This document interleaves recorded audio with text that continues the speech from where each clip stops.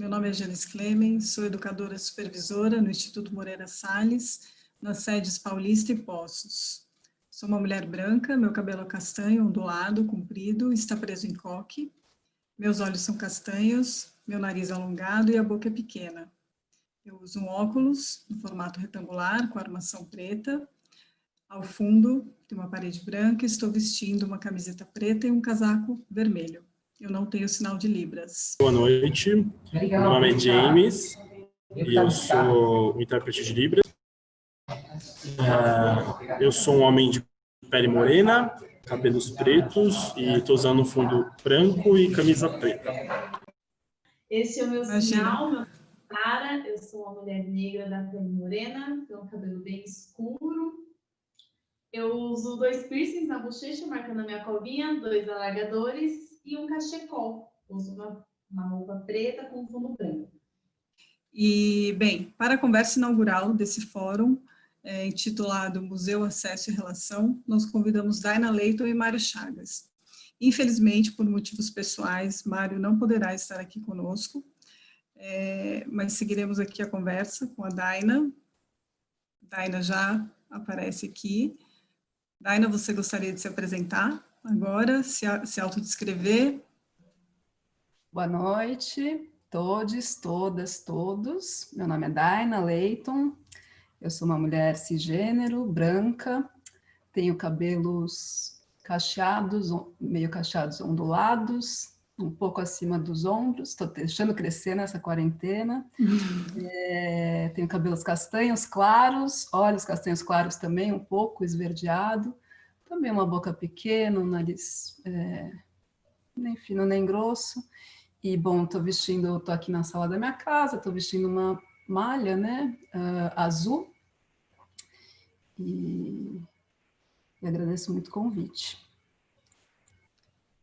Bem, então, para começar o nosso fórum, eu gostaria de dizer que esse é o segundo fórum de acessibilidade elaborado pela área de educação do IMS e propõe um ciclo de conversas sobre as convergências entre arte, educação e saúde a partir da perspectiva atual que nós estamos vivendo, né, da pandemia da Covid-19, que impõe à sociedade tantos desafios e paradoxos.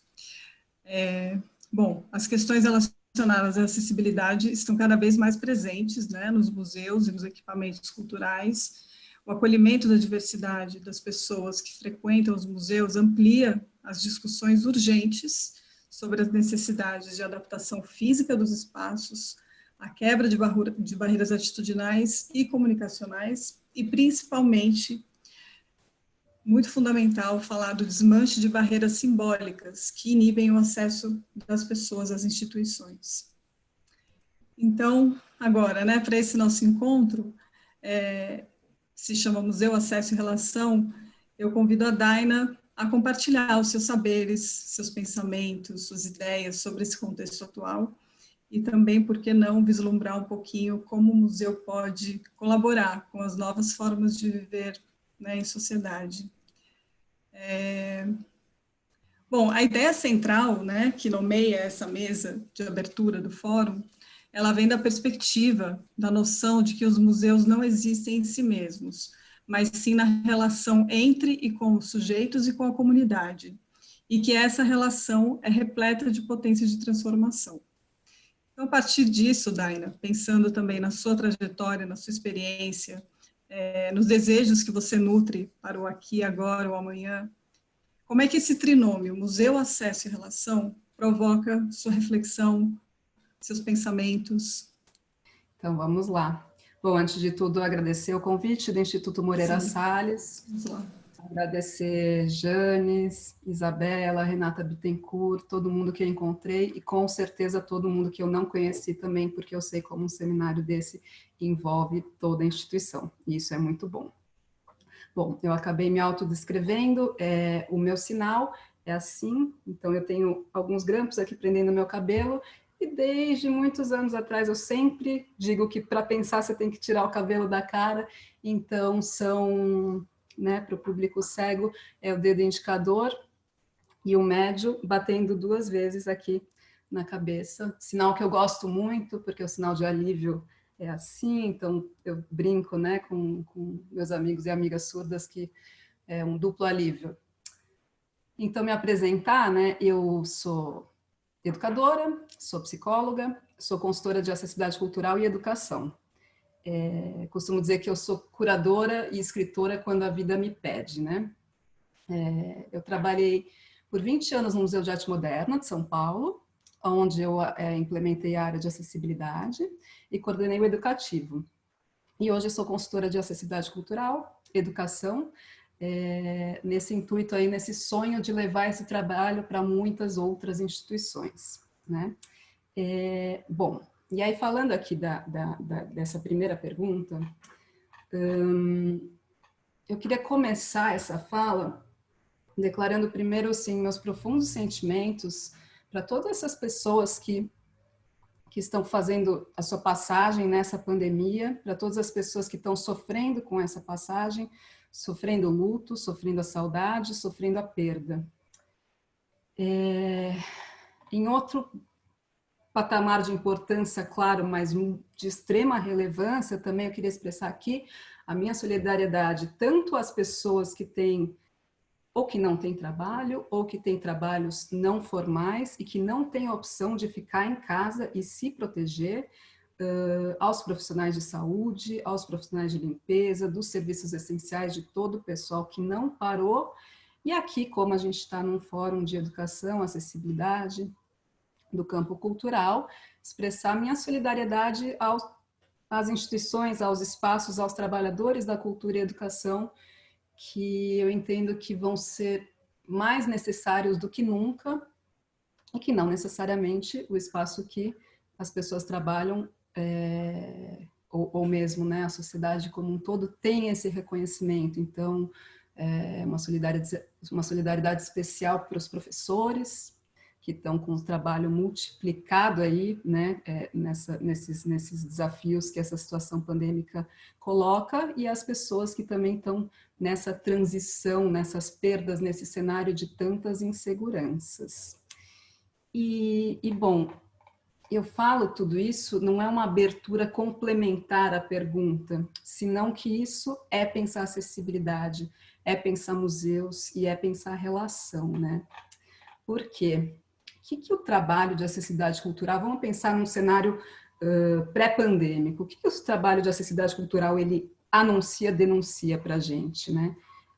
Que falta acesso, que falta relação, que falta, no mínimo, qualidade de relação. E aí a gente vê que ironia, né? Que na situação que a gente se encontra, o acesso está vetado de muitas maneiras, cerceado de muitas formas, e para muitas pessoas, se não para todas, e é importante colocar um adendo aqui, né? Que pode ser um cerceamento aí de liberdade para todas as pessoas, mas, de novo, em graus muito diferentes, em situações muito diferentes, que denuncia o que a gente sabe, mas que a pandemia escancara, uma situação de opressões e de privilégios, né?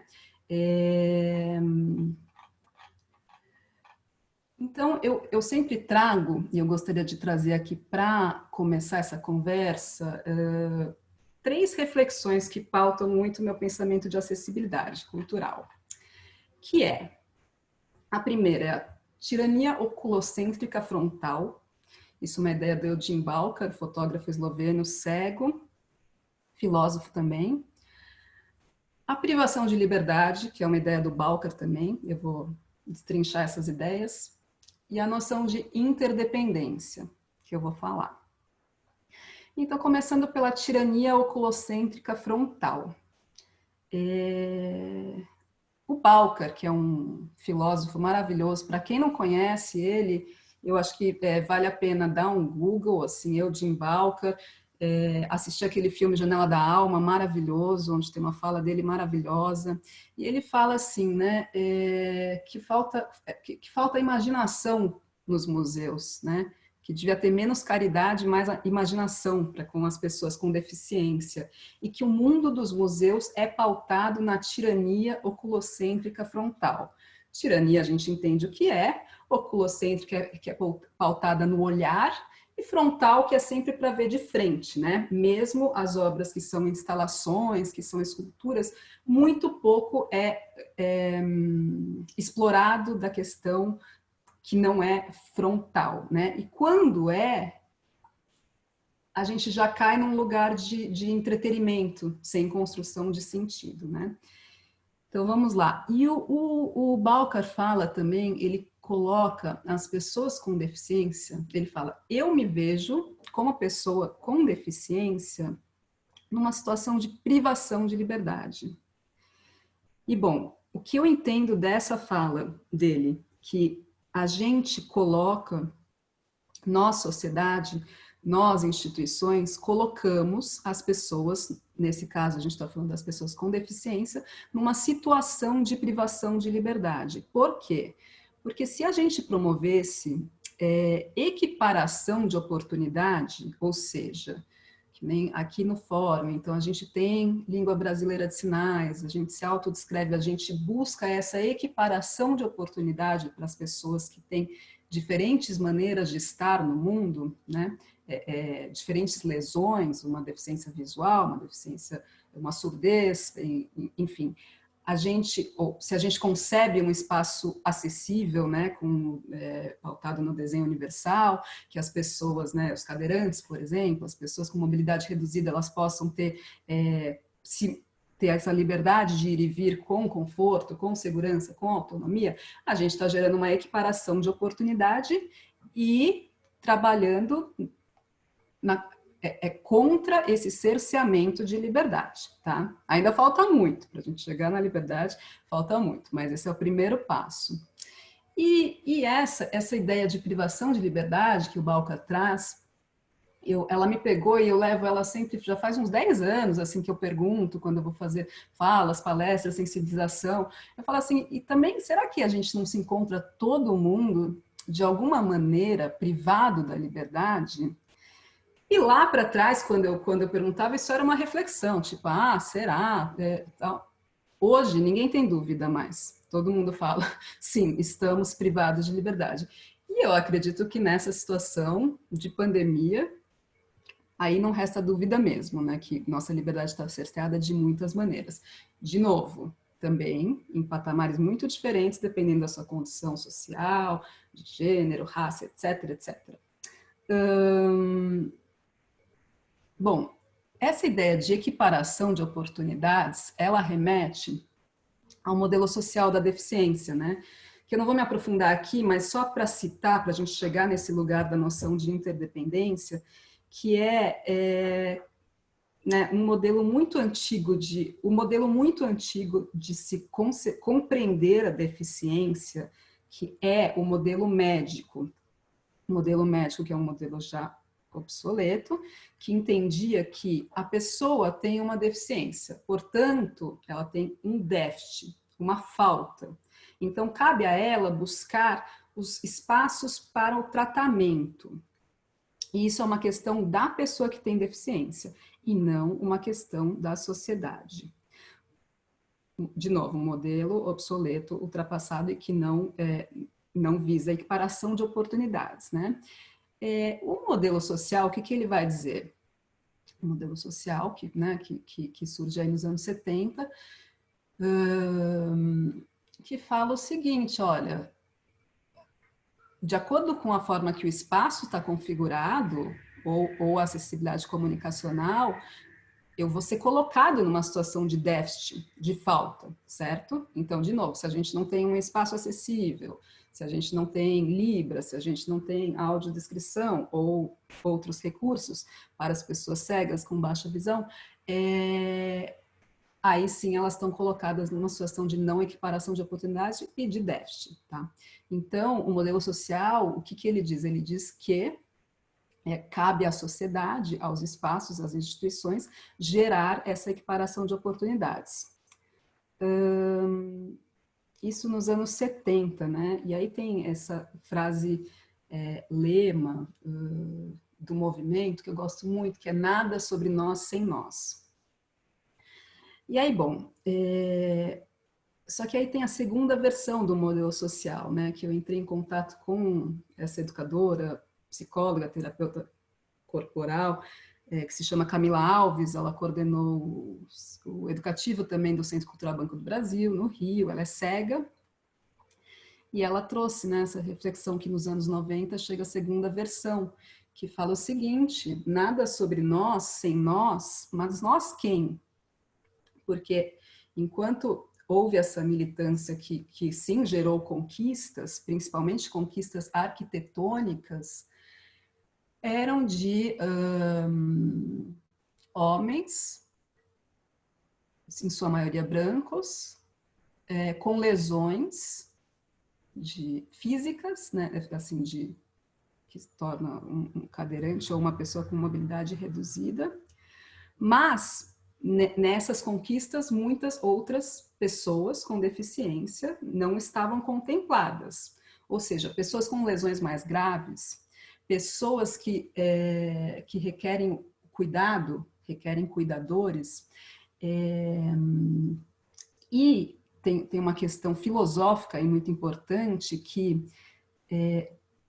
na primeira versão do modelo social a gente pode entender que, e aí se fala muito, né, você já deve ter ouvido por aí, o herói, a pessoa independente, assim, a pessoa com deficiência tem que buscar essa independência, quando, né, a pergunta é: quem é independente nessa vida? Ninguém é independente. A gente pode buscar autonomia, claro, todo mundo quer buscar autonomia, mas ninguém independe de ninguém.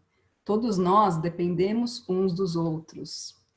E aí, essa segunda versão do modelo social da deficiência, ela é pautada por mulheres negras, por feministas negras, que falam que o que a gente deve vislumbrar não é a independência, e sim a interdependência.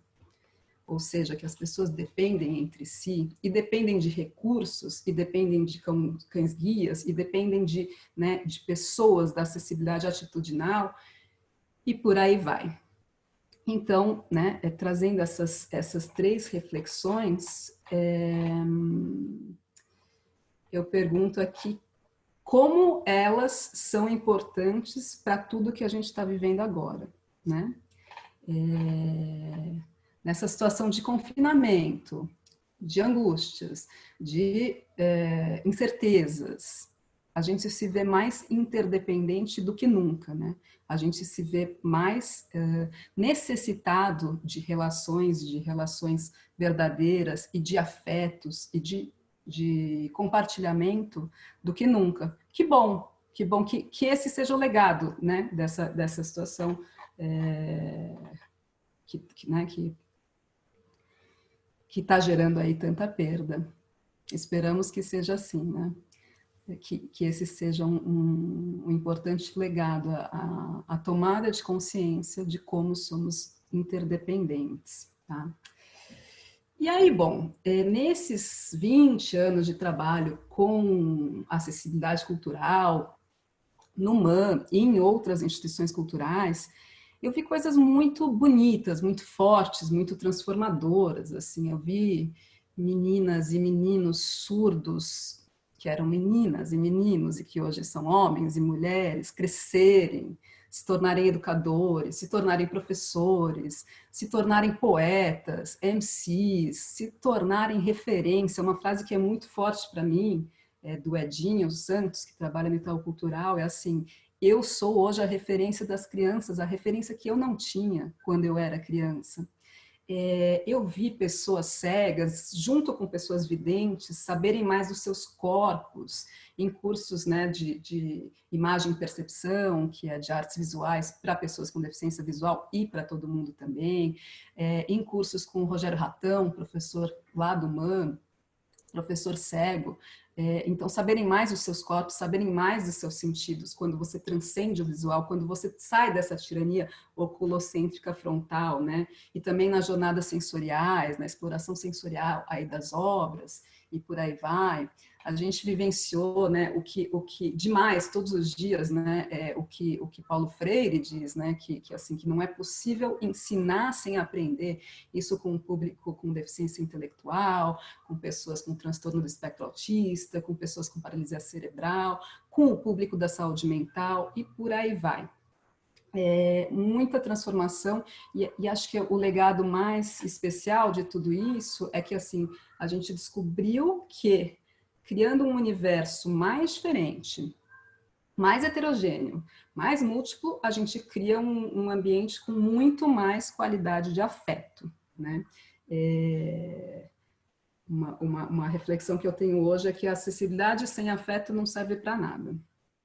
A gente vai burocratizar uma maneira de estar no mundo, uma demanda de acesso, e isso vai ser um desserviço. E aí o que me ocorre, Janice, quando você me pergunta, então tudo isso que eu contei, assim, que eu dei uma pincelada bem rápida, porque esse trabalho é muito mais amplo, profundo e etc., é que assim, teve muita emoção em tudo isso, muitos choros, assim, muito choro no bom sentido, assim, um choro emocional de conquistas acontecendo e tal. Só que quando eu vi o tema desse fórum, eu fiquei pensando, então assim, e até, né, aproveitando aqui, né, o ensejo para falar do Mário Chagas, que infelizmente não está aqui com a gente, mas que as palavras, as reflexões dele estão, né? Estava assistindo uma live que ele fez para o IBRAM, que foi Sim. Museus em Tempos de Covid, né? E aí, na sequência, eu fiz uma que chamou Educação Museal em Tempos de Covid. E ele falava assim, né? Os museus, eles produzem afeto. E aí eu fiquei pensando, então, qual foi a situação? Então, todas essas situações que eu pincelei aqui foram muito emocionantes, muito tocantes e transformadoras. Mas eu me lembro uma situação que foi realmente transformadora, que eu escolhi essa para falar aqui. Por quê? Por causa do contexto, porque né, o seminário é relacionado ao contexto que a gente vive, que foi um seminário que se chamou Transmuseu, que o tema do seminário lá no MAN era assim, os desafios de ser uma instituição de arte contemporânea e tal.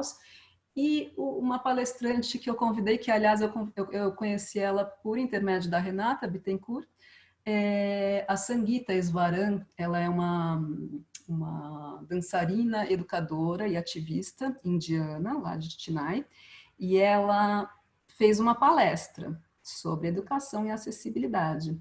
E foi assim, no que as pessoas iam entrando no auditório, ela colocava uma essência, eu não vou saber dizer exatamente o cheiro, mas uma essênciazinha aqui no pulso.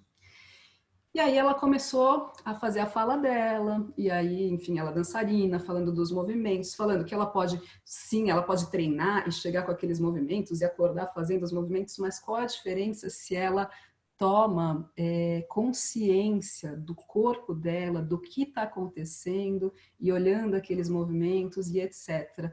Em determinado momento, ela pede para o público inteiro fechar os olhos e cheirar os pulsos que estavam ali com aquela essência, né? E o olfato é algo muito, muito forte, muito poderoso, né? E muito pouco explorado, de novo, né? No mundo oculocêntrico frontal. E cheirar e ativar, né, o olfato dessa forma, e ela começou a narrar uma situação. Então, todo mundo de olhos fechados, ela começou a narrar uma situação que a gente estava andando, né, se imaginar andando numa estrada, e ela foi narrando, e você vai entrando nisso, e de repente ela falou assim, agora você está de mãos dadas com uma pessoa que já partiu. E eu tinha acabado de perder uma pessoa muito próxima da família, as lágrimas assim, e eu em cima do palco, e meus olhos cheios de lágrimas, e eu pensando assim, agora eu tenho que mediar essa mesa, e eu vou chorar aqui, né? Por que eu estou falando tudo isso? Porque quando eu falo que assim, né, os profissionais da cultura e da educação são mais essenciais do que nunca, porque são assim, né, operários do sentimento, dos sentidos que se constroem, né? E enfim, né, numa situação que ninguém imaginou que a gente que a gente viveria, né, sei lá, nessa vida, ela tem que chacoalhar a gente e prestar atenção, para várias coisas que não são faladas, que não são ditas, que não são trabalhadas e que faz a gente se encontrar numa situação que a gente se encontra, né? Eu costumo falar que a acessibilidade, ela não é só dar acesso ao que já existe, ao que está instituído. Então, assim, você constrói um caminho para conhecer aquilo que já existe no museu, mas é dar acesso no encontro, né, na relação, ao que você deseja que exista.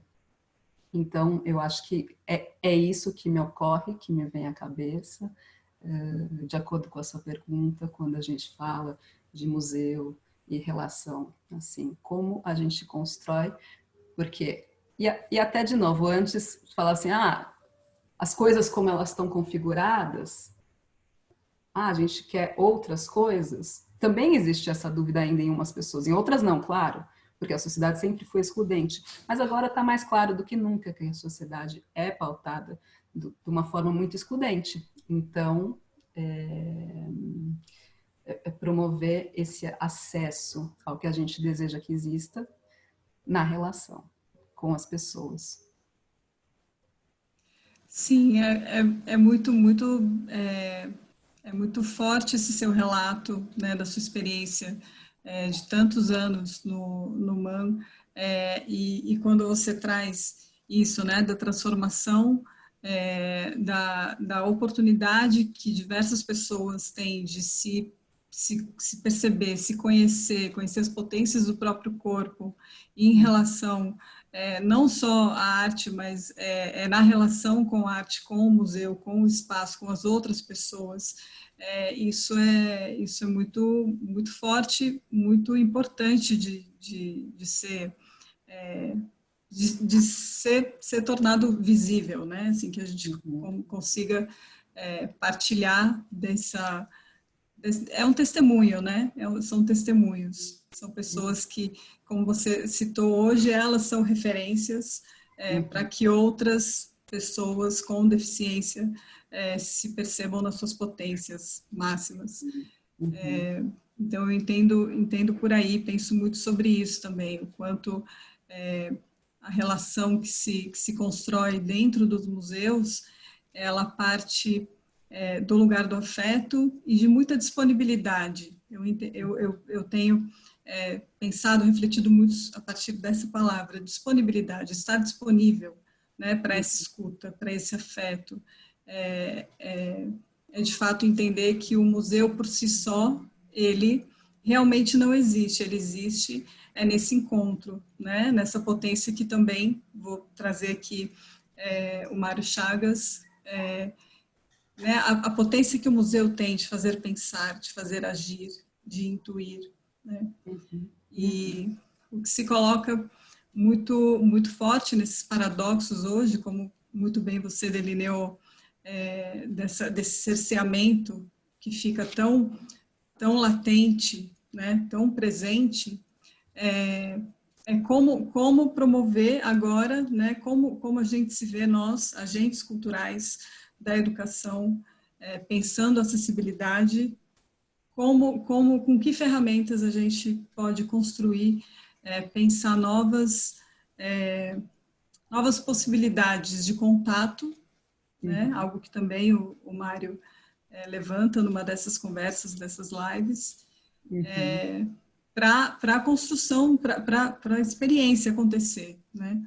Para que essas experiências também possam ser potências de transformação, de construção de conhecimentos. Enfim, é muito, muito rico te ouvir.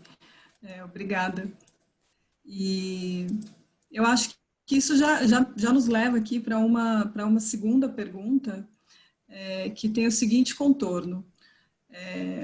Como então a gente poderia pensar estratégias para assegurar acesso, acolhimento, bem-estar nessa retomada agora que algumas instituições, enfim, nós mesmos aqui estamos trabalhando a partir desse horizonte, essas práticas presenciais, numa retomada que é muito cuidadosa, que exige, enfim, muita disponibilidade para a gente se perceber, né, e perceber o outro, como isso vai se dar, né? Então, não sei se você tem pensado a respeito disso, se você Uhum. tem alguma... Sim, sim. Sim, porque quando a gente pensa acessibilidade cultural, por exemplo, né, nessas consultorias que eu faço, você vê que tem várias instâncias que têm que ser trabalhadas, né? Primeiro, a sensibilização de todo mundo que trabalha naquele espaço, depois a instrumentalização, depois o fazer acontecer, depois, o mais importante, depois, durante, antes, é o checar na fonte, o nada sobre nós sem nós, que é o checar na fonte, né? Então, assim, os museus vão ter que se tornar um espaço de escuta permanente. Não tem mais esse lugar de museu que não escuta, né? E eu acho que, bom, vamos lá. A gente tem uma situação de pandemia, de distanciamento, de necessidade de distanciamento social, de evitar o contágio.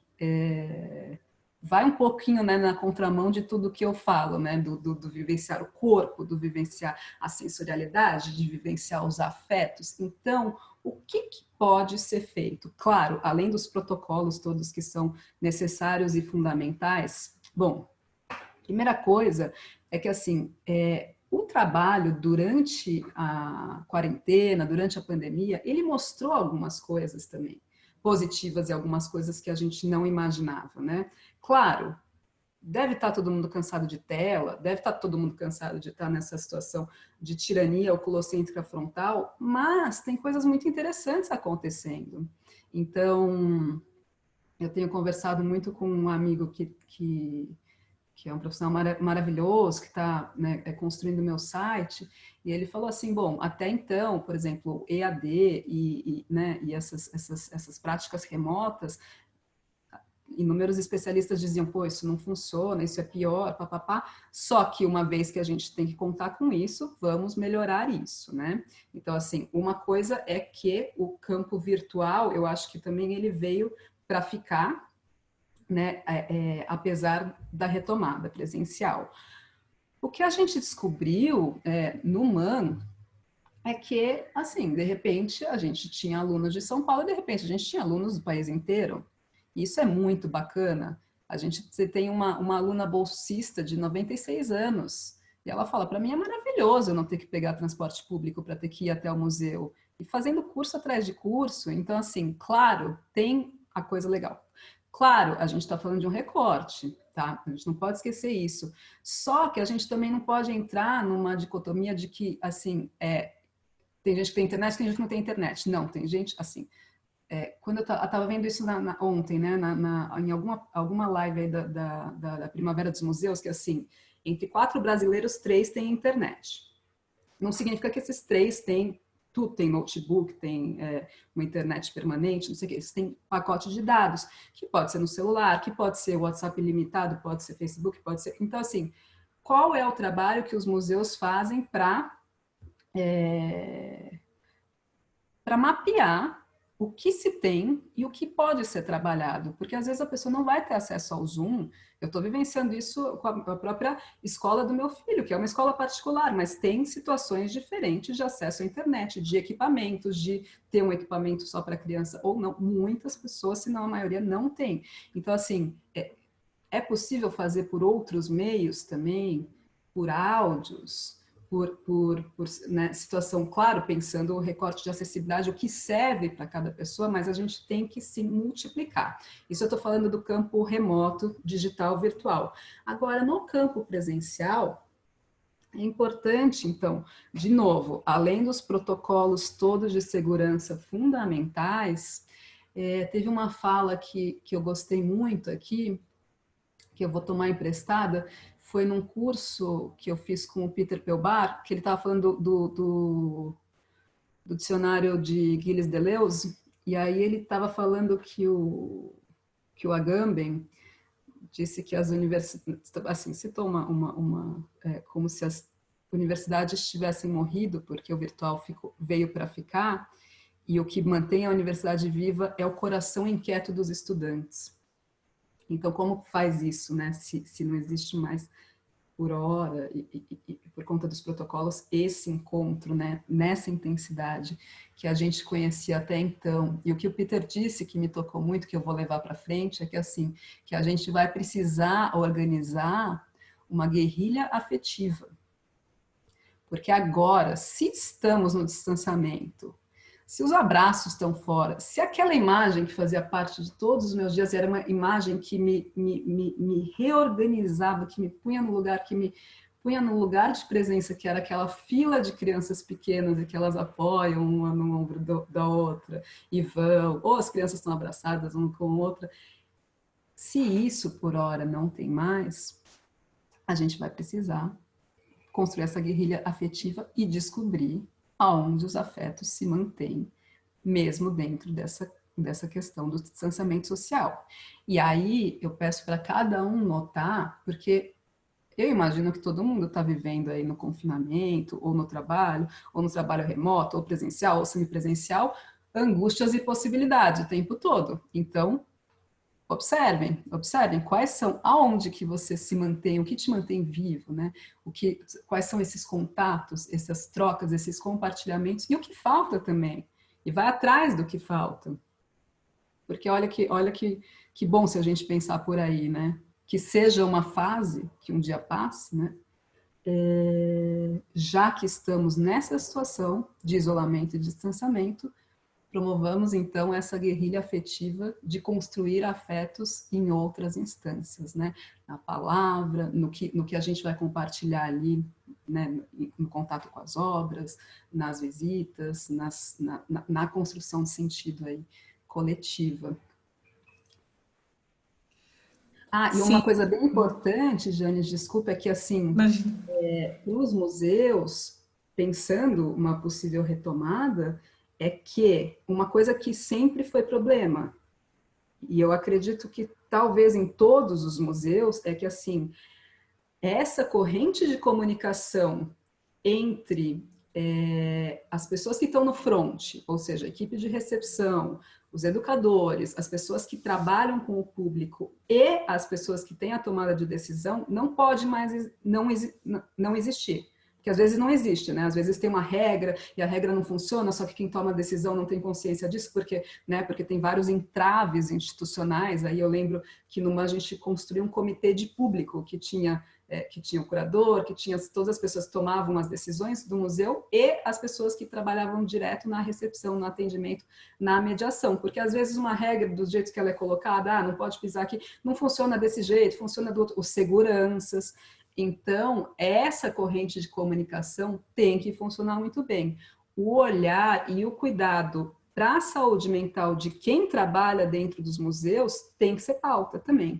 Tem que ser pauta, senão a coisa não vai funcionar, não vai fluir, né, de uma forma que garanta a segurança das pessoas e que garanta o sentido e a experiência que a gente busca tanto nos museus, né?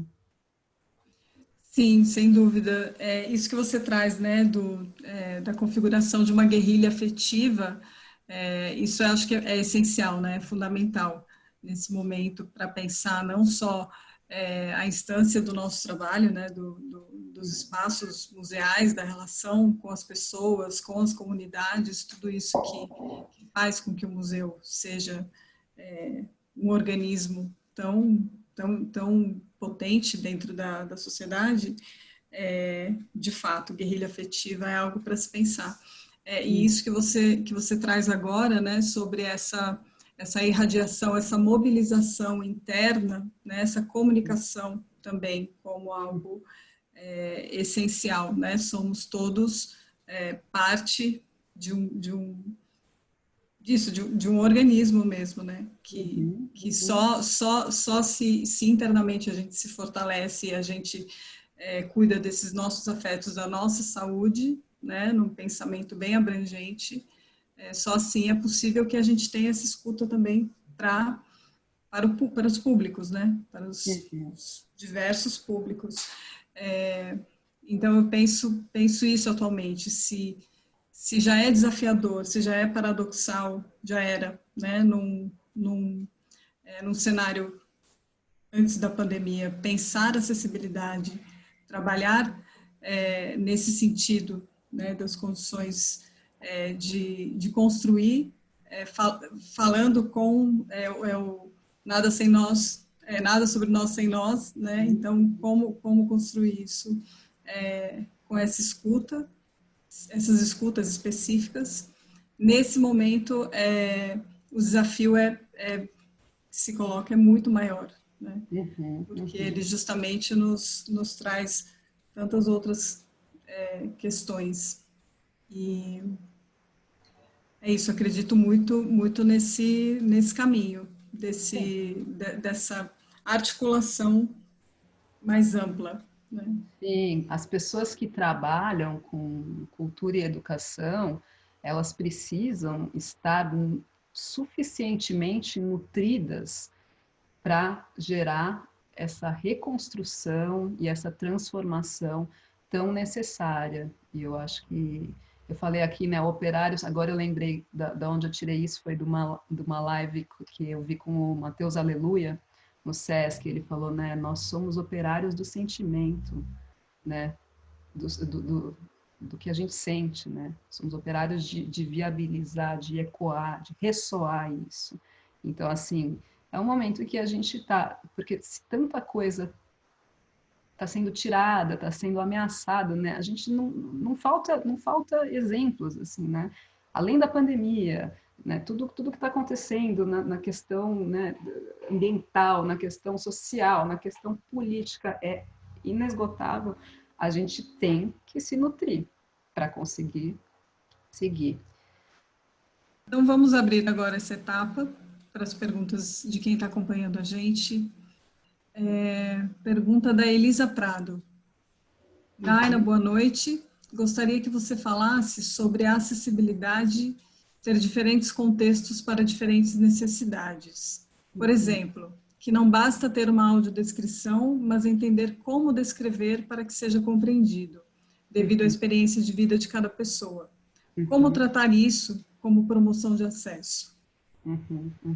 Boa, muito boa pergunta. É legal saber, assim, que existe todo, assim, claro que existe todo um trabalho necessário de, a gente fala, né, dessa construção desse chão comum, ou seja, quais são as deficiências, quem são as pessoas com deficiência, como é a realidade, o que é identidade surda, o que é cultura surda, o que é cegueira, baixa visão, tudo isso é bacana saber, é necessário saber. Por quê? Porque às vezes as pessoas têm receio e acham que não têm capacidade de promover um trabalho acessível por falta de informação. Então, assim, isso é fundamental, e aí a gente, né, põe esse patamar, constrói esse chão comum. Mas o que vai definir se aquela ação de acessibilidade vai realmente funcionar, vai realmente fazer sentido, é com cada um, é cada pessoa. Então, assim, de novo, nada sobre nós sem nós. Checar na fonte.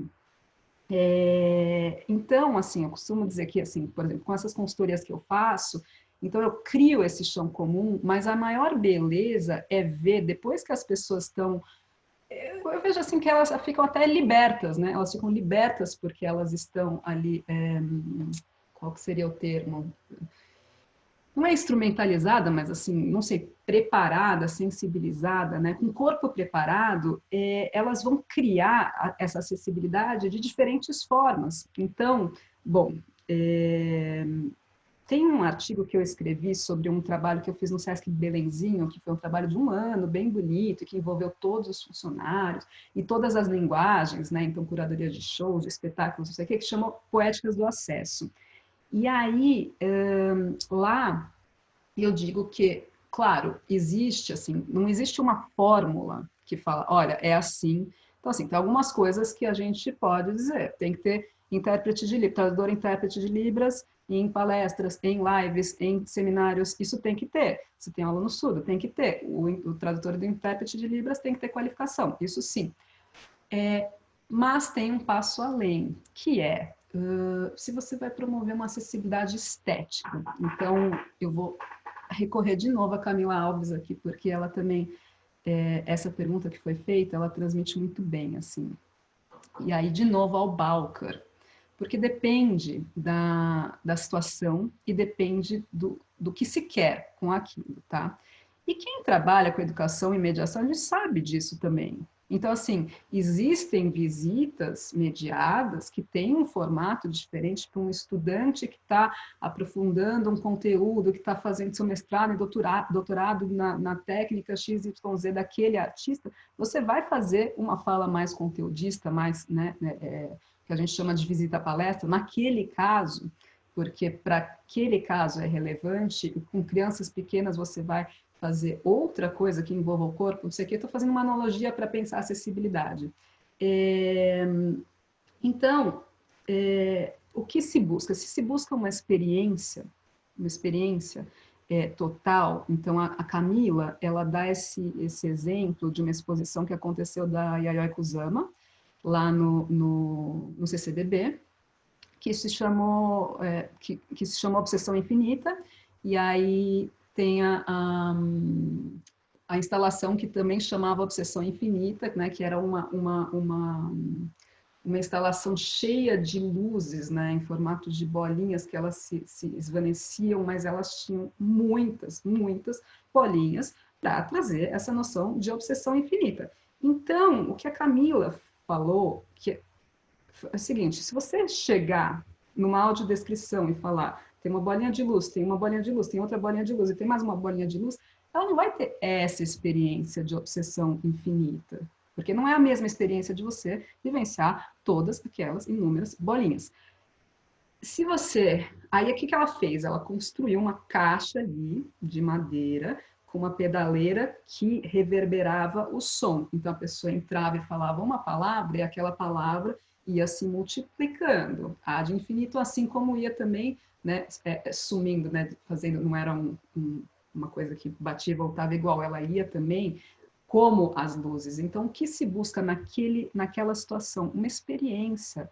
A gente está priorizando a experiência de vivenciar essa obsessão infinita, certo? Agora, isso depende de outras situações. Então, por exemplo, uma fala do Balcar, que ele diz bastante assim, porque a gente pode fazer um monte de relevo, de prancha tátil, de materiais sensoriais, de réplicas que as pessoas com deficiência visual podem visitar e tocar. Isso é bom, não estou dizendo que isso é ruim, mas, de novo, depende. Ele falou assim, bom, se eu quero tocar gente, como chama isso? Não é maquete tátil, né? Uma réplica da obra... Uma réplica. Uhum. Da Mona Lisa. E aí, se eu for ver o vulto de uma mulher, não vou né, experienciar muita coisa. Essa fala do Balcar, ele fala assim, eu preciso que você me empreste o seu olhar. O que te chama a atenção na Mona Lisa? É esse semi-sorriso? Eu quero que isso seja destacado. Assim como ele gosta, sim, de ir lendo com as mãos as diferentes partes e juntando essas informações para apreciação daquela imagem. Então, você entende que é uma situação bem diferente, né? Depende do propósito que você tem com aquilo.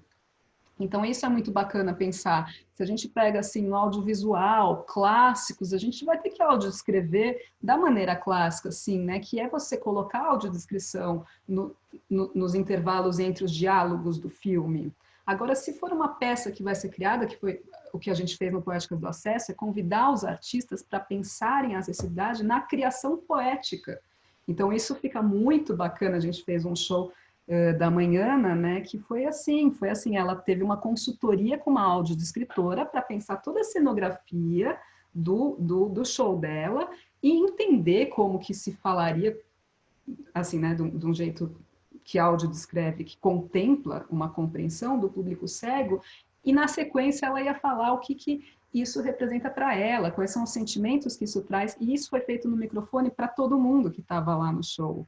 Assim como ela começou falando fora do microfone, como a gente faz, né, em eventos presenciais, a gente fala primeiro fora do microfone para as pessoas cegas poderem saber onde a gente está, E a intérprete de Libras, né, a dançarina de sinais, né, que a gente chama, que foi a Nayane Olá, que está aí bombando aí pelas lives musicais afora, estava junto com a Manhana no mesmo figurino, estava junto, não estava num canto do palco, estava junto com ela, estava trocando com ela.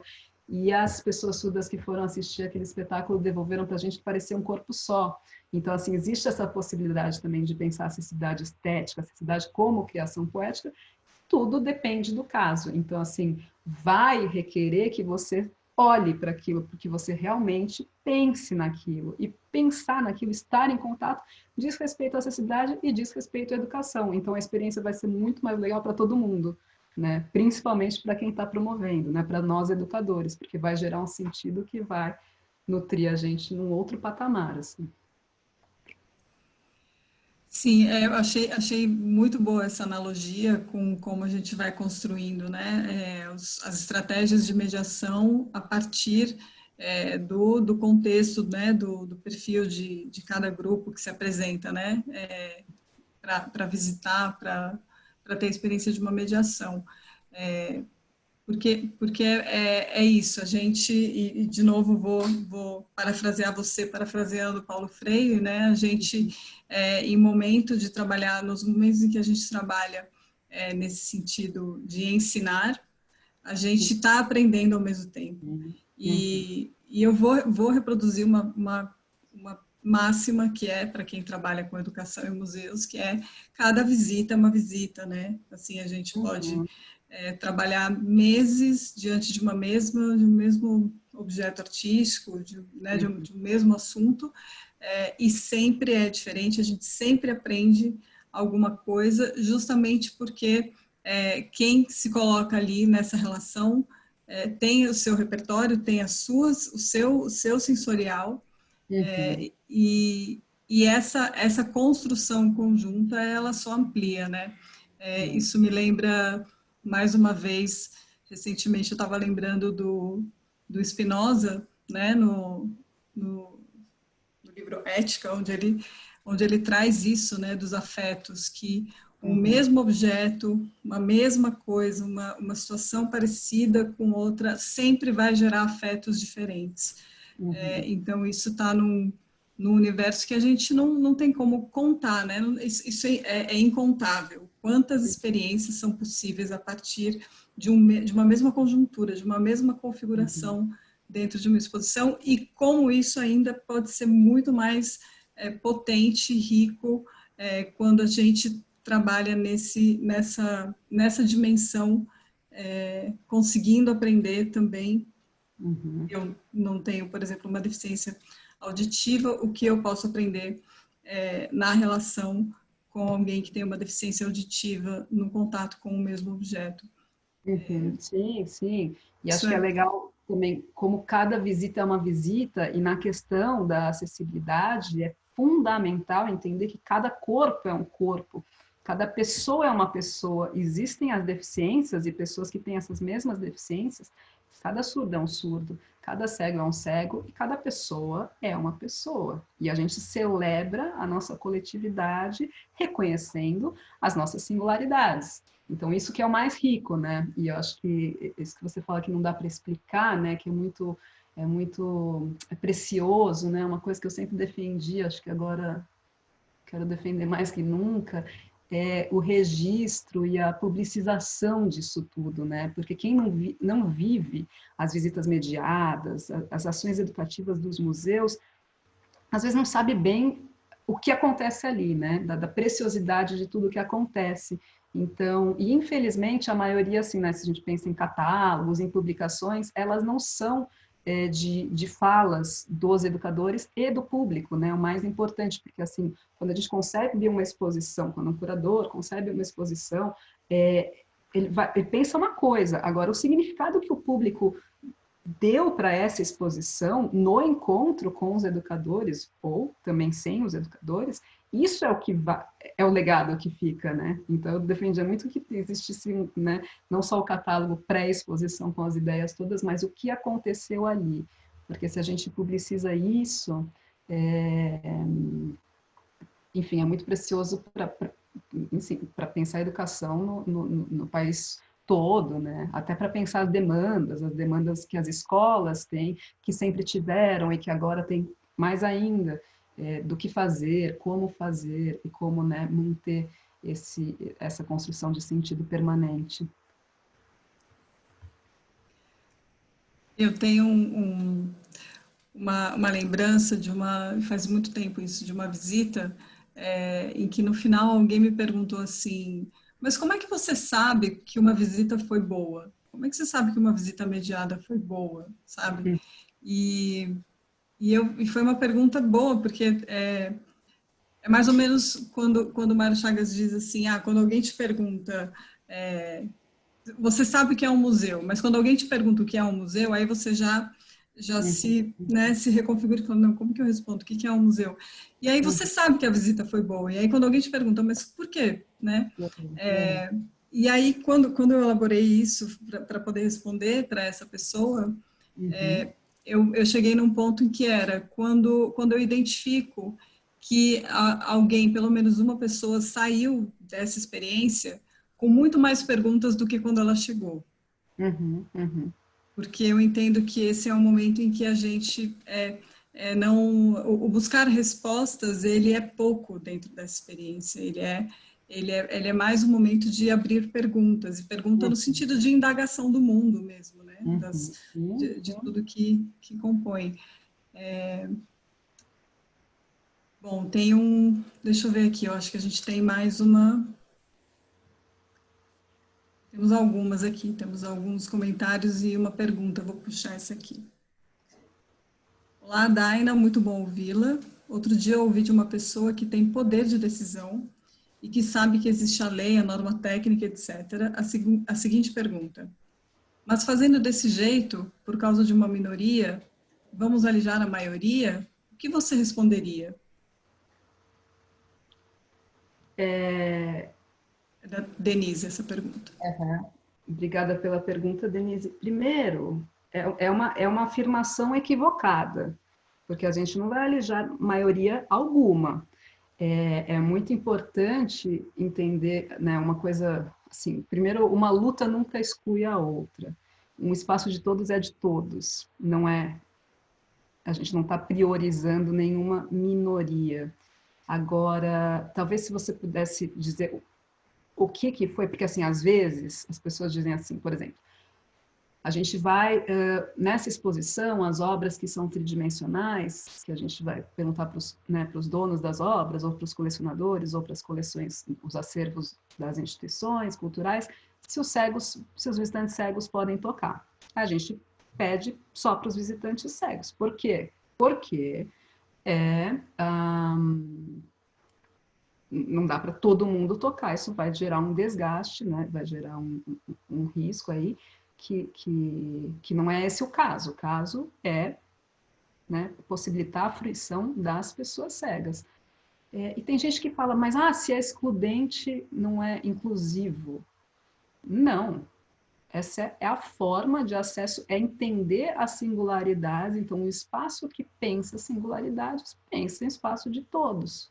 E não é que está em benefício de outra pessoa ou etc. Então, já pensei muito, escrevi muito sobre isso. Então, se você vai pensar na arquitetura, assim, uma arquitetura acessível para uma pessoa com cadeira de rodas, ela é melhor para todo mundo, ela é melhor para gestantes, ela é melhor para pessoas com carrinho de bebê, ela é melhor para pessoas com mobilidade reduzida, pessoas com... Enfim, e eu não sei o que seria esse alijar, apesar de que eu sempre tento trazer nas falas e nas reflexões que eu sei que existe, sim, existem essas resistências com esses argumentos, mas aí talvez se a gente falasse qual que seria o caso, né, tipo, o que essa pessoa de tomada de decisão está alegando que está sendo excludente, porque não é, né, não é. As ações de acessibilidade não são excludentes. Não sei se ela quiser escrever aí ou complementar. Deixa eu ver aqui. Por hora não... Por hora não, Por hora não chegou nada. Ah, tá, fica difícil escrever porque seria um exemplo que poderia gerar uma exposição, imagino aqui. Mas é isso. Bom, então talvez eu possa, como eu não sei exatamente o caso, eu posso fazer essa imagem que eu construí lá no MAN, que é a seguinte. Hoje, ainda bem, assim, porque quando a gente pensa em acessibilidade, a gente... Ah, ela falou que vai dar o exemplo concreto. Ela disse que vai dar um exemplo concreto. Porque quando a gente pensa em acessibilidade, a gente sabe que falta muita coisa assim para ser acessível. Mas pensa nos milênios, nos séculos milênios de exclusão e nas coisas que estão acontecendo hoje, principalmente no cenário cultural, principalmente em São Paulo, muita coisa, né? E outros estados também. Mas eu vejo as instituições paulistanas se preocupando muito. Então, assim, a preocupação existe, pelo menos hoje, coisa que antes não existia, não. Então, eu sempre dou esse exemplo, assim, antes eu punha intérprete de Libras no plano anual de atividades do Ministério da Cultura e voltava, assim, tipo, o que é isso? Isso aqui não tem nada a ver com cultura, não. Isso lá atrás. Agora é exigência. Então, assim, olha que interessante, né? Isso é uma outra coisa, né, do cenário pandêmico e do ambiente virtual. Eu vejo muito mais intérprete de Libras, tradutor e intérprete. Por quê? Porque uma vez que você está exposto para geral, né, para a galera, também cria uma pressão social para que você, né, zele por alguns direitos fundamentais das pessoas. Então eu colocava essa imagem lá no MAN, que era um trio elétrico, assim, que primeiro a gente foi, né, pouco a pouco, porque, claro, lá atrás falando assim, não, é cego no museu de artes visuais. Hoje já não existe isso. Hoje as pessoas, claro que entendem que os cegos querem e podem e devem, sim, visitar os museus. E aí, uma vez que você vai envolvendo todas as pessoas, né, e o público começa a frequentar, aí é quase como um trio elétrico que quem não acompanha fica para trás, assim. Você vê que as pessoas que vão entrando na instituição, elas já vão se preocupando com isso e trazendo demandas novas e soluções novas, assim, que isso é muito legal.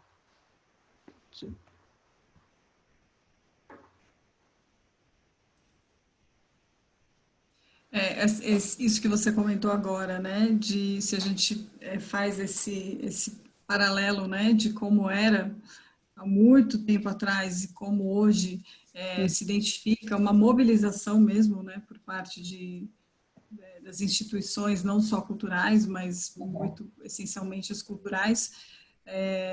De fato, né, eu penso que, por exemplo, nós aqui, IMS, estamos dando os primeiros passos, nossos primeiros passos, mas construindo e cuidando de que seja sobre um terreno bem firmado, né, com cuidado, com muita atenção. E, de fato, isso começa a reverberar, né, internamente e externamente. Mas é um processo. Sim, é um Né? É um processo. processo. Isso que eu sempre trago, assim, porque por exemplo, né, mesmo em sala de aula, eu fui professora do curso de especialização em acessibilidade cultural, e nessas consultorias e tal, e aí às vezes alguém fala assim, começa a uma pessoa sem deficiência começa a reclamar e lamentar tudo que falta de acessibilidade. Daí eu falo o seguinte, bom, qual que é o propósito do que você está fazendo? Se você está listando isso para encaminhar para frente e gerar acessibilidade, comemoro muito, isso é muito importante. Agora, assim, se você está lamentando por lamentar, o que isso vai acrescentar? Eu acho que é importante, e de novo, Camila Alves também fala isso, eu gosto muito, assim, sair desse lugar do moralismo né, da instituição que se sente, não sei o quê, não vai ter, não tem, não sei o quê. Tipo, calma, é um processo, e uma vez que é isso, vamos construindo os passos por passos. E tem instituições, cada instituição começa de uma maneira diferente, eu acho isso muito bonito. Tem gente que começa contratando pessoas com deficiência para que possam aprender melhor na convivência. Tem gente que já quer fazer uma publicação para pensar, para ter uma base, né? Para ter essas reflexões um pouco escritas e poder compartilhar isso. Tem gente que começa para o seminário, vamos chamar para o debate, vamos chamar para a discussão. Então, assim, as ações são muito bem-vindas, assim, são muito bem-vindas porque é uma... e também quando fala essa coisa de de minoria e maioria, né? Eu lembro uma das palestras que a gente fez no Poéticas do Acesso, que foi o Billy Saga, que é um cadeirante, rapper, ativista. Ele começa falando, na verdade, ele pega os dados do IBGE de quantas pessoas têm deficiência e pensa que essas pessoas com deficiência, pelo menos, né, a sua maioria, vivem com ao menos uma pessoa, ou seja, né, a sua condição afeta a vida de uma pessoa, e quando chega no número, quando você faz essa conta, é 50% da população. Então, não é a minoria.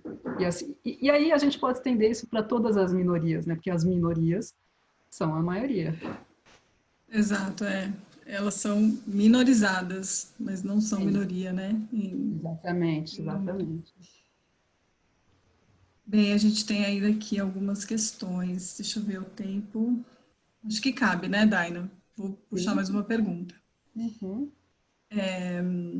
Pergunta da Maria Paula Bueno.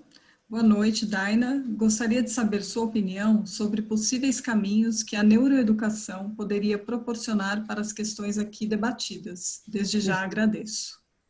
Uhum. Como ela chama? Maria Paula Bueno. Então, eu conheço pouco e não quero falar nenhuma besteira aqui, mas, por exemplo, eu acho que é muito importante a gente aprender, estar em contato, né, com isso que se chama de neurodiversidade, né, principalmente as pessoas, né, que militam e né, que abrem os campos, né, as pessoas com transtorno de espectro autista e, né, seus familiares e todos, né, é um movimento tão bonito, que tenho aprendido tanto, e às vezes coisas tão simples podem fazer toda a diferença, e eu acho que isso se isso fizesse parte do nosso estudo, né, de educação em museus, a gente ia saber muito mais sobre percepção, muito mais sobre as diferentes formas do olhar, então eu sou super a favor.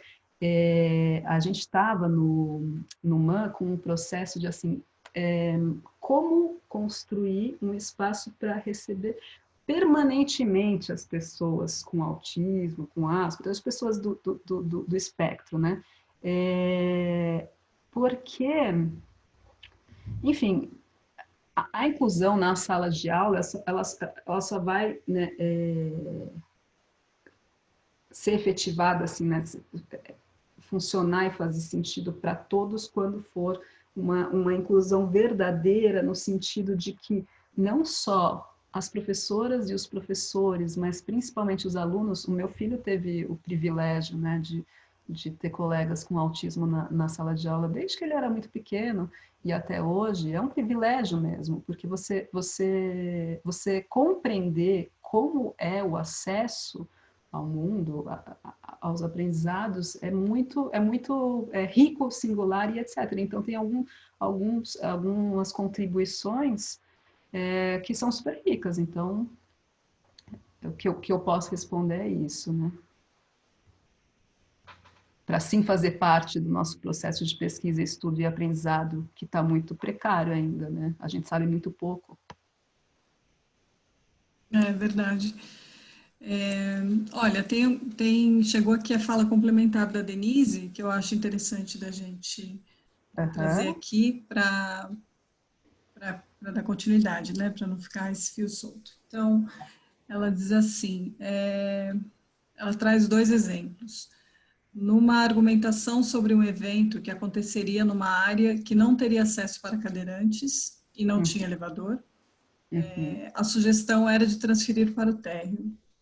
E em outra situação, na definição de um tipo de seletor, botão para um equipamento. Nas duas situações, foi dito que se fizéssemos do jeito que estava sendo proposto, estaríamos deixando... Ih, está cortado. Acho que está aqui embaixo. Estaríamos deixando, ou melhor, estaríamos... Deixando... Você achou aí? A experiência de aquela deficiência. Ah, sim. Isso, prejudicando a experiência de quem não tinha aquela deficiência. O argumento, o qual não concordo de forma alguma, é de que há um favorecimento de um grupo em detrimento de outro. Não é verdade. Não é verdade. Não é verdade. Olha, acho que é importante saber que a gente saber não, a gente sabe que as instituições têm orçamentos muito diferentes. Tem, né, tem museus, tem instituições culturais que mal têm... Nossa, eu lembro que eu fui fiz uma palestra na Unifap, ali no Macapá, e era uma palestra das artes cênicas e junto com a educação penitenciária, linda, linda, linda. E, né, e por conta do programa de cotas, o meu ex-aluno, que hoje é professor, Emerson de Paula, ele é professor, né, de artes cênicas, e ele tem uma estudante cadeirante com paralisia cerebral, maravilhosa, e ela é estudante de teatro. E ele está ali fazendo... Só que quando a gente foi abrir o seminário, não tinha água e tinha chovido, e ele estava lá com o rodo, limpando, né, toda aquela água. O que eu quero dizer com essa história é que, assim, eu não vou entrar num moralismo aqui também, porque eu sei que as construções foram feitas de outro jeito, tem gente que não tem orçamento, mas isso não pode ser uma desculpa permanente. E se esse evento ali não tem elevador e tem o térreo para fazer, aí é para fazer no térreo. É para fazer no térreo. Porque você vai correr o risco de alguém ficar para fora, isso não pode acontecer, isso não pode acontecer mesmo. Agora, é isso. Agora sim, a gente já passou por situações, mesmo né, com instituições que não têm um orçamento, que não tem um orçamento tão prejudicado, porque a gente sabe que no setor da cultura ninguém tem um orçamento tão alto, mas enfim, a gente já passou por várias situações. O elevador quebra, ou não sei o que, tipo, um monte de coisa pode acontecer sim. A gente tem que zelar para que elas não aconteçam. A gente tem que zelar para que elas não aconteçam, mas vai acontecer. E nesse acontecer, por isso que esse corpo, essa equipe que sabe o que está fazendo, que se envolve, que tem contato com as pessoas, que se interessa por isso, elas vai perdendo esses medos e vira uma equipe forte, uma equipe, né, que a gente sabe que a gente vai achar ali solução. E mais do que isso, o público, não é que o público vai passar um pano para a gente, assim, tipo, isso acontecia muito no humano. Se acontecesse uma coisa como o elevador quebrar, que já quebrou, com o cadeirante dentro, eles sabem que não é um descaso, eles sabem que não é o caso de... E também, se for o caso de abrir uma queixa formal e etc., no espaço institucional, a gente tem que acatar isso e tem que bancar isso, porque é um direito. E a gente está furando um direito.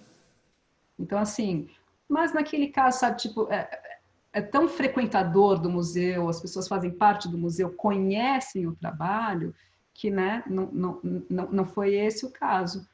Mas eu acho que tem que pensar em todas as possibilidades, tanto de receber uma queixa formal, tanto de, se for o caso, pagar multa e etc. E nesse caso é legal saber das questões de legislação, porque nesse caso poderia incidir uma multa, sim. Sim, total. Se há como criar a situação de acesso, tem que ser criada, né? É isso. Sim. Daina, a gente está caminhando para o final, pessoal, todo mundo que está acompanhando a gente. Eu acho que cabe aqui um comentário que chegou aqui da Renata, que diz: há muitos anos admiro seu trabalho, Daina, e sua inteligência sensível, que sempre trouxe afeto para suas construções. Que bom te ouvir. Ah, daí eu só posso responder que são seus olhos, Renata. Porque a admiração é mútua, a admiração é gigantesca e é uma felicidade imensa estar aqui. Imensa. É muito bom mesmo te ouvir, Daina, muito bom mesmo. Eu agradeço demais o teu aceite ao nosso convite, está sendo ainda, né, muito importante ter você aqui nessa conversa inaugural do segundo fórum. Antes de encerrar, eu queria saber se você tem ainda algum comentário, alguma observação ou uma reflexão para deixar, assim, de presente para quem está acompanhando a gente. Eu tenho sim. Bom, eu queria deixar o contato do meu site também, que está sendo construído e que vocês declarem hoje, pode ser que não abra mais amanhã, mas antes disso... então vamos, já que eu falei do site, é livreacessibilidade.com.br. O pessoal do Museu I.O. está me ajudando. Livreacessibilidade.com.br. Maravilha. Está em construção, estou nos primeiros passos, mas ali vai estar toda a experiência, todas as ações de consultoria e etc. E vamos transformar e tudo que dá para transformar. Mas, e aí, um agradecimento pessoal da Museu I.O., que está construindo esse site com muito zelo, muita preocupação de fazer a forma mais acessível possível mesmo, que essa acessibilidade tenha sentido. E, bom, eu tinha listado aqui, porque, assim, eu sei que a pergunta que rege é assim, então, o que dá para fazer, né? Então, eu deixo algumas perguntas aqui, né? Para todo mundo pensar, assim, como o museu pode ser esse catalisador de universos? Porque o museu porque vem ônibus, né, no contexto pré-pandêmico, né? Vem ônibus de tão longe. O caso do MAN, por exemplo, que é no Parque Ibirapuera, as pessoas vêm, né, muito de longe para passar o fim de semana ali no parque, junto com as pessoas, né, que têm muito poder aquisitivo, e todo aquele encontro. Como que o museu pode catalisar esses universos para benfeitorias que são tão necessárias agora? Então, por exemplo, né, a gente começa fazendo os cursos que são pagos e que, né, são pagos porque geram receita para o museu, mas de repente as pessoas que não estão em situação, né, de uma crise financeira, o museu pode elencar ali por onde que você pode ajudar, porque assim, né, quando começa uma crise, começa campanhas de arrecadação e tal, e de repente elas podem cair no esquecimento, e só fica lá alimentando quem está no front mesmo. Então, como que o museu pode circular essas informações, saber quem precisa de contribuições espontâneas, etc., e de diferentes realidades sociais, né, de diferentes realidades linguísticas, né, isso que eu comentei, né, que quantas transformações aconteceram, né? O encontro do universo das pessoas surdas com os museus cria o quê? Cria potência, né? Cria uma celebração, cria uma coisa muito, muito rica para como incentivar e como que o museu pode fazer essa articulação em tempos, né, de tanta necessidade. E além disso, né, além dessas questões das realidades sociais, de novo, enfatizar como é que a gente constrói essa guerrilha afetiva, que a gente vai precisar agora muito. Me coloco junto para configurar essa guerrilha afetiva. Certamente, a equipe de educação do IMS se afeta também por esse movimento, tenho certeza. Daina, muitíssimo obrigada, em nome de todo o IMS. Eu quero agradecer também a todo mundo que está aqui acompanhando a gente, que participou, as equipes de educação operacional e técnica do IMS, que estão nos bastidores, um salve. Lembrando mais uma vez que esse encontro foi gravado, ainda está sendo, e estará disponível no YouTube do IMS com os recursos assistivos. O próximo encontro do fórum é amanhã, dia 23 de setembro, às 18 horas. O tema será o protagonismo da pessoa com deficiência. Os convidados João Maia e Rogério Andreoli, e a mediação vai ser do Johnny Medeiros, educador também do IMS. Obrigada, Sara, James, pela interpretação de Libras. É isso, pessoal. Foi ótimo. Obrigada. Escreve meu e-mail também aí, porque como a gente não sabe... Sim. Também, quem quiser fazer contato. E eu que agradeço, Janes, Renata, Isabela, todo mundo, muito, muito, muito.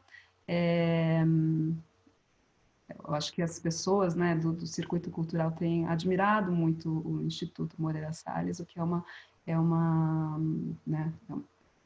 situação para celebrar muito, né, e articular, e tudo que a gente sempre precisou, mas a gente vai precisar mais ainda. Então, bem-vindos, bem-vindas todas a essa guerrilha afetiva.